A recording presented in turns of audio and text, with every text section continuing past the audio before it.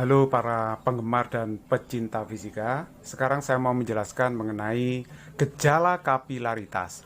Apa itu gejala kapilaritas? Gejala kapilaritas itu adalah gejala naik turunnya zat cair dalam pipa kapiler. Jadi bisa naik, bisa turun. Penyebabnya adalah adanya adesi dan kohesi.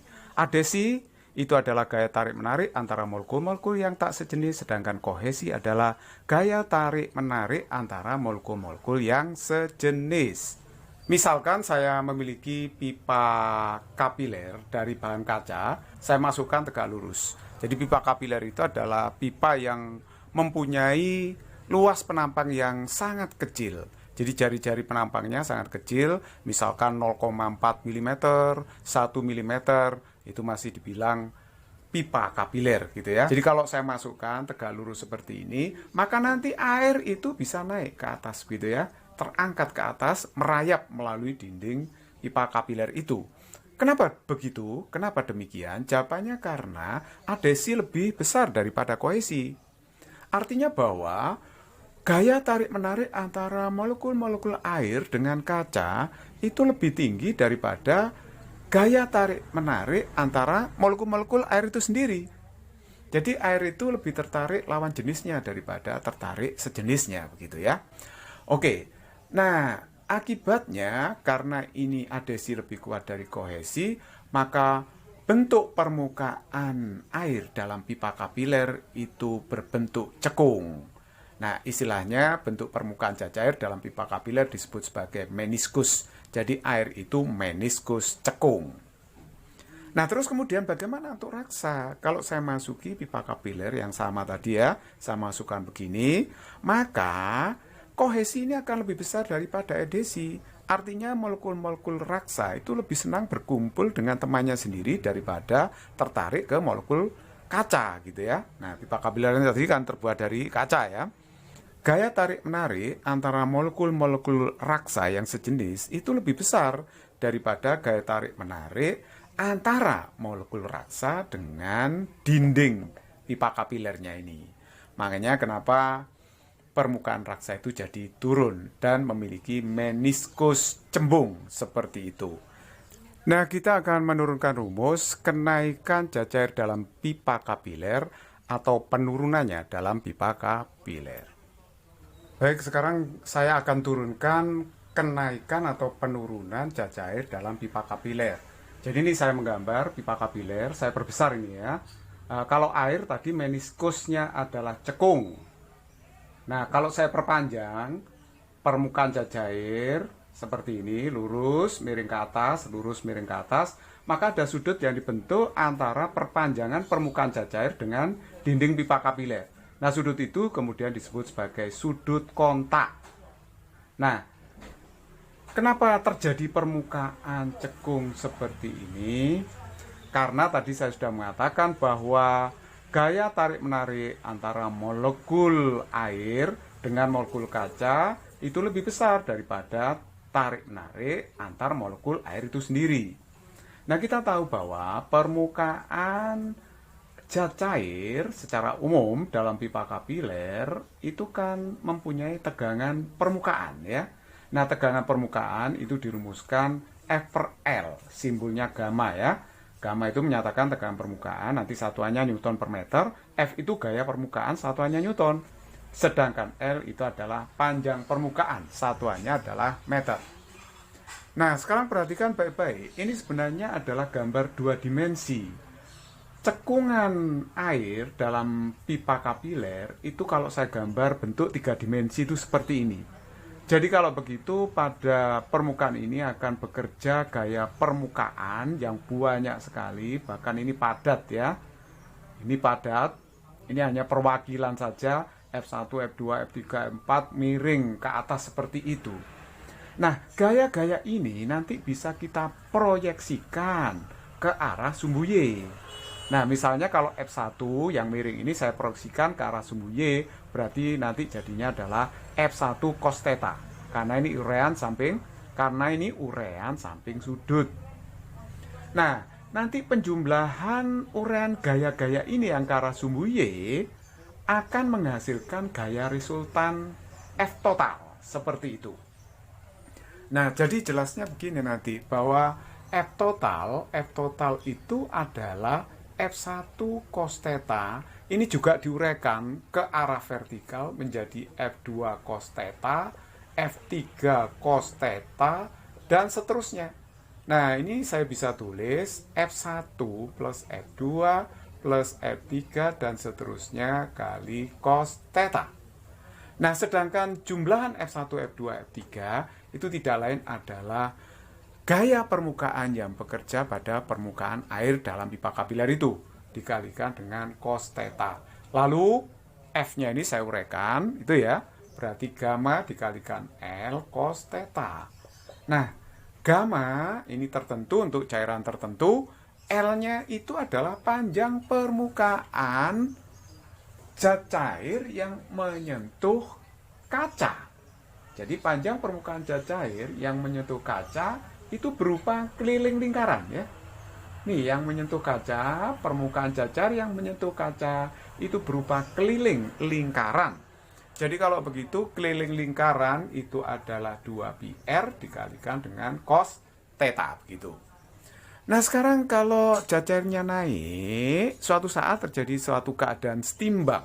Jadi kalau setimbang berarti jumlah gaya ke arah vertikal itu harus 0 ke arah sumbu Y ya. Jadi artinya bahwa F total itu saya kurangi W harus sama dengan 0, sehingga gaya berat zat cair yang terangkat itu harus sama dengan gaya total tegangan permukaan. Nah, W itu kita uraikan, M dikalikan G, sedangkan F total itu gamma kali 2πr dikalikan dengan cos theta. Sedangkan massa zat cair yang terangkat setinggi Y itu adalah rho dikalikan volumenya kali G. Jadi ini tetap gamma kali 2πr kali cos theta. Nah, volumenya ini kan pipa kapilernya bentuknya silinder ya. Jadi volume zat cair yang terangkat ini bentuknya silinder dengan jari-jari R. Nah, sekarang kita bisa uraikan volume dari zat cair yang terangkat berupa silinder ya, dengan jari-jari R tingginya Y. Berarti kan πr kuadrat dikalikan dengan Y dikalikan G gamma 2πr cos theta. Sebenarnya volume air yang terangkat itu tidak benar-benar berupa silinder. Karena kalau kita lihat permukaan atas itu berupa cekungan seperti mangkok ya. Jadi kalau begitu volume ini hanya suatu pendekatan saja. Baiklah, sekarang kita lanjutkan perhitungannya. Pi-nya ini kita coret. Nah, seperti itu. Ini R kuadrat, ini R. Berarti ini tinggal sisa R ya. Akhirnya kita dapatkan rumus Y-nya itu adalah 2 gamma cos theta dibagi dengan rho GR. Nah, inilah rumus kenaikan atau penurunan zat cair dalam pipa kapiler. Nah, ini sudah saya beri keterangan ya, yaitu kenaikan atau penurunan zat cair dalam pipa kapiler, satuannya meter, gamma itu tegangan permukaan, satuannya newton per meter, theta itu adalah sudut kontak, rho itu massa jenis zat cair, jadi tidak hanya air ya, bisa juga minyak, mungkin alkohol, satuannya kilogram per meter kubik, G itu percepatan gravitasi, satuannya meter per sekon kuadrat, R itu adalah jari-jari penampang pipa kapiler, satuannya adalah meter. Nah, jadi begini ya, kalau misalkan ada pipa kapiler dimasukkan dalam air secara tegak lurus, nanti air itu pasti akan terangkat. Nah, terangkat itu terbukti dengan bukti matematis ya, bahwa nanti Y-nya itu positif kalau kita masukkan sudut kontaknya ke rumus ini. Karena untuk meniskus cekung, maka sudut kontaknya ini adalah sudut lancip. Sudut lancip itu ambil saja misalkan 60 derajat. Nah, cos 60 derajat itu kan setengah, positif kan? Jadi Y-nya juga positif. Jadi kalau Y-nya positif berarti zat cair itu naik dalam pipa kapiler. Ini karena tadi adhesi lebih besar daripada kohesi. Sedangkan permukaan raksa itu kalau dimasuki pipa kapiler, maka permukaan raksa itu akan turun. Nah, karena ini penyebabnya kohesi lebih besar dari adhesi ya. Nah, kenapa turun? Kalau turun berarti Y-nya negatif. Nah, karena sudut kontak antara permukaan raksa dengan dinding wadah itu berupa sudut tumpul. Nah, kalau sudut tumpul ambil aja misalnya 120 derajat. Jadi cos 120 derajat itu berapa? Min setengah. Jadi kalau min setengah berarti Y-nya juga minus. Nah, kalau Y-nya itu minus, berarti terjadi penurunan. Nah, itu secara matematisnya seperti itu ya penjelasannya. Nah, misalkan saya memiliki 3 pipa kapiler, saya masukkan dalam permukaan air dengan luas penampang yang berbeda-beda. Maka luas penampang yang paling kecil akan menaikkan air dengan ketinggian yang paling besar. Jadi lihat ini paling besar ketinggiannya karena apa? Luas penampangnya itu paling kecil. Kenapa begitu? Karena kenaikan cacair di dalam pipa kapiler itu berbanding terbalik dengan jari-jari penampang. Pipa yang luas penampangnya itu kecil, maka jari-jarinya pun kecil. Kalau jari-jari penampang kecil, maka kenaikan cacairnya akan lebih besar. Seperti itu.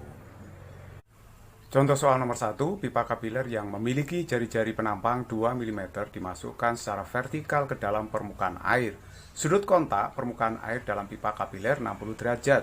Jika tegangan permukaan air 0,07 Newton per meter, maka hitunglah kenaikan air dalam pipa kapiler. Nah, perhatikan baik-baik, di sini sudah diketahui semua dalam soal. Jari-jari penampang diketahui 2 mm, 2 kali 10 pangkat min 3 meter. Kemudian sudut kontak 60 derajat. Karena ini air, berarti massa jenisnya adalah 1000 kg per meter kubik. Jadi ini sudah umum ya, massa jenis air tidak diberitahu di soal. Kemudian diketahui juga tegangan permukaan air itu adalah 0,07 Newton per meter. Yang ditanyakan kenaikan air dalam pipa kapiler. Nah, tadi rumusnya Y itu adalah 2 gamma cos theta dibagi dengan rho GR. Jadi kita tinggal masuk aja. Gamanya adalah 7 kali 10 pangkat min 2. Cos 60 itu setengah kan. Nah, rho-nya itu 10 pangkat 3. G-nya 10. R-nya adalah 2 kali 10 pangkat min 3. Jadi kalau begitu saya bisa mencoret ini ya, 2-nya saya coret, nah ini juga saya coret. Maka hasilnya ini adalah 0,0035 meter atau boleh ditulis 3,5 mm. It's very easy problem. Contoh soal nomor 2, ini ada air raksa yang bermassa jenis 13,6 gram per cc diletakkan dalam bejana. Pipa kapiler yang diameternya 0,4 cm dimasukkan secara vertikal ke dalam air raksa. Tegangan permukaan raksa 0,485 Newton per meter dan sudut kontak yang terjadi dengan dinding pipa adalah 120 derajat. Hitung penurunan air raksa dalam pipa kapiler. Nah, ini yang sudah diketahui dalam soal. Rho raksa saya ubah ke dalam sistem internasional, berarti dikalikan 10 pangkat 3 ya. Percepatan gravitasi yang tidak tahu berarti dianggap 10 meter per sekon kuadrat. Jari-jari pipa kapilernya adalah 0,2 cm atau 2 kali 10 pangkat min 3 meter. Nah, sedangkan gamma di sini adalah 0,485 Newton per meter, sudut kontak 120 derajat. Berapa penurunan air raksa dalam pipa kapiler? Jadi kalau raksa itu turun ya, kalau air naik. Jadi Y-nya tadi adalah 2 gamma cos theta dibagi dengan rho GR. Jadi kita tinggal masukkan gamanya itu adalah 0,485. Cos theta, cos 120 itu adalah min setengah. Dibagi dengan rho-nya raksa 13,6. 10 pangkat 3, G-nya 10. Jari-jarinya adalah 2 kali 10 pangkat min 3. Nah, ini hasilnya adalah minus 0,00178 meter. Atau boleh ditulis minus 1,78 mm. Negatif artinya turun.